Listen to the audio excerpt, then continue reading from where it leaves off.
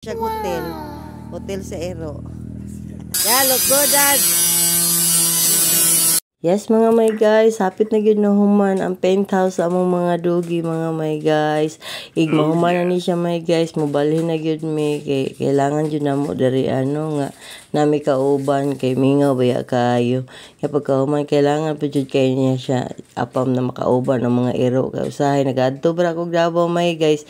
Share may mabilin, may man lang na siya kay istorya bahala dili gud mo tingog moaw-aw lang basta kay nagyud siya kauban presensya sa ero. 5 rooms di ay siya, mga may guys, kay gibutangan man mag-isa ka dako-dako kay para pag mga naksis kay dito po niya ikauban ang iyang papi, mga may guys. So murag nindot og lig-on kay siya niya. Habang nag-voice over ko, my guys, ingon si Afam nga nang wa daw ko nag-English nga pwede man daw ko mag-English. Unsa di siya nga ako mga viewers mga Bisaya man lain puno mag-English ko dako pa ko problema. Mag-uol man gani kog siya akong kaistorya unsa na lang mag-English ko taga-adlaw sa kong vlog na maglisod magdugo na gyud ni akong ilong unsaon na lang di na kita magkasinabutan ni.